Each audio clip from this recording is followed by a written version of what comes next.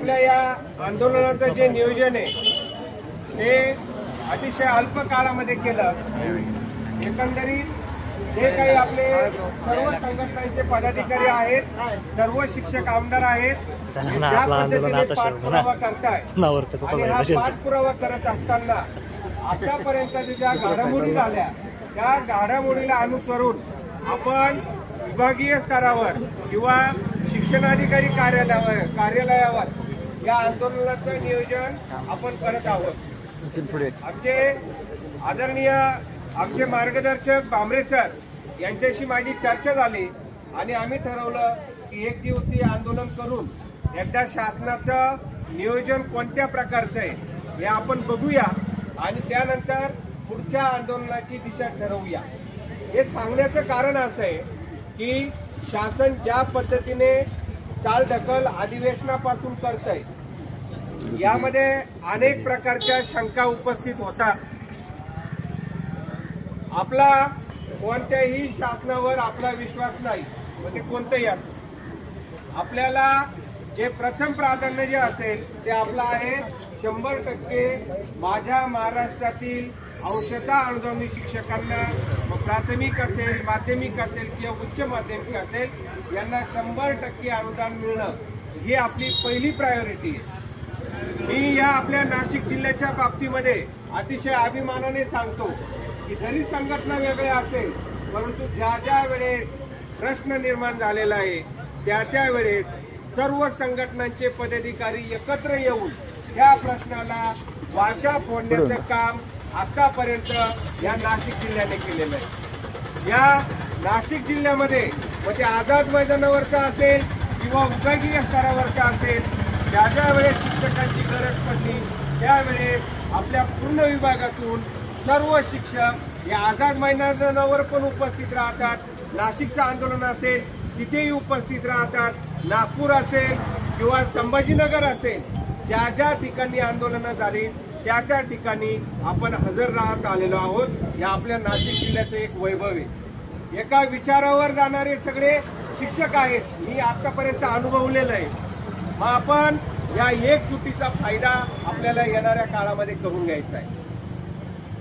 भाजल यांची एक शायरी है, इस सियासत का बस इतना ही फसाना है, इस सियासत का बस इतना ही फसाना है, बस्ती भी जलानी है और मातम भी मनाना है और मातम भी मनाना है। म्हणजे प्रत्येक शासन आल्यानंतर काहीतरी वेळ काढूपणाचं धोरण अवलंबून असते। हे झोपड्या जाळायला हेच असतात आणि रडायला सुद्धा हेच असतात।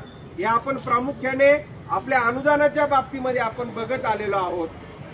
आता भीती अशी गोष्टीची वाटते, अनेक आमच्या मित्रांनी सांगितलं की आम्हाला 1 महिन्याचा वेतन, 1 महिन्याचा पगार या विधानसभा निवडणुकीपूर्वी मिळाला पाहिजे। परंतु तांत्रिकदृष्ट्या जर बघितलं ही गोष्ट आज रोजी शक्य वाटत नाही, कारण प्रत्येक अनुदान मिळताना एक प्रकारची कार्यपद्धती असते। एखादा मंत्री म्हणला, एखादा आमदार म्हणला किंवा कोणीतरी शिक्षण मंत्री बोलले म्हणून या गोष्टी लगेच होत नसतात। याच्यामध्ये अगोदर कॅबिनेटला निर्णय व्हावा लागतो, फाईल पूर्णपणे ती अर्थ विभागातून मुख्यमंत्र्यांची सही व्हावी लागते, कॅबिनेटला येते, कॅबिनेटला आल्यानंतर त्याची व्हाईट बुकमध्ये नोंद होते, व्हाईट बुकमध्ये नोंद झाल्यानंतर ते जो विषय असतो पुरवणीमध्ये तो आपल्याला ठेवावा लागतो आणि पुरवणी यादी ज्यावेळेस मंजूर होती त्यावेळेस तो निधी दिला जातो। त्या निधीनंतर GR पडतो आणि त्यानुसार वेतनाचं जे काही वितरण होत असतं। यामध्ये आपण आज रोजी बसत नाही।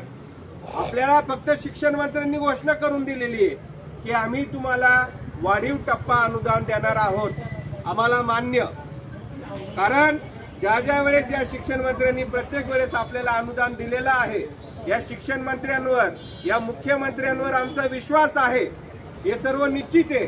परंतु आम्हाला शासन आदेशाबरोबरच आम्हाला तुम्ही निधी कशा पद्धतीने देणार, कारण कोणतीही निधीची तरतूद आतापर्यंत झालेली नाही। पुरवणी यादी ज्या ज्या वेळेस अर्थसंकल्प मंजूर होतो त्या अधिवेशनामध्ये पुरवणी यादी येत नसते। अर्थसंकल्प झाल्यानंतर ज्या ज्या वेळेस निधीची त्या त्या विभागाला गरज असते ती गरज तो विभाग मंत्रालयाच्या त्या विभागाला कळवत असतो आणि त्यावेळेस पुरवणीमधून ती मागणी मंजूर होत असते, परंतु आपल्या बाबतीत तसं झालेलं नाही। म्हणजे आपण जी मागणी करतोय या मागणीमध्ये प्रामुख्याने आदरणीय मुख्यमंत्री साहेबांनी, आदरणीय शिक्षण मंत्री साहेबांनी तुम्ही GR काढताय, परंतु GR काढल्यानंतर याला तुम्ही निधी कशाप्रमाणे देणार आहात हे स्पष्ट केलं पाहिजे। मग यामध्ये अशी शंका येते, विधानसभेचे तुम्ही निवडणुका येत आहे, याला सामोरं धरून जर तुम्ही निर्णय घेत असाल आणि जर विनाअनुदानी शिक्षकांची फसवणूक करत असाल तर हा शिक्षक तुम्हाला माफ करणार नाही। कारण मागच्या पंचवार्षिकला अशाच पद्धतीची परिस्थिती निर्माण झाली होती, अशाच पद्धतीचे आंदोलन झाले होते।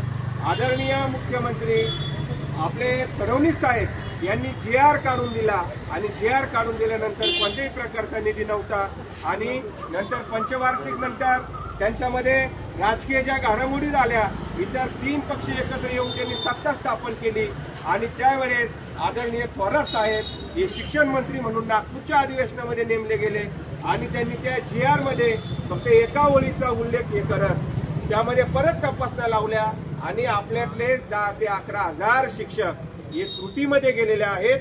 हे कशाचं फलित आहे? त्या GR मध्ये चुकीचे शब्द गेल्यामुळे त्याचा आधार पडत सत्ताधाऱ्यांनी त्या GR ला काळं फासलं आणि 2.5 वर्ष भामरे सरांनी सांगितलं 2.5-3 वर्ष आपले गेले। हे कशामुळे गेले? त्या GR मध्ये जे काही चुकीची उदाहरणं त्या सचिवांनी टाकली त्याचा आपल्याला जो त्रुटीमधले बांधव असेल यांना तिथे फटका बसला। परंतु या येणाऱ्या काळामध्ये आपण या शासनावर भरोसा ठेवू शकत नाही। शासनाला आम्ही सांगणार आहोत या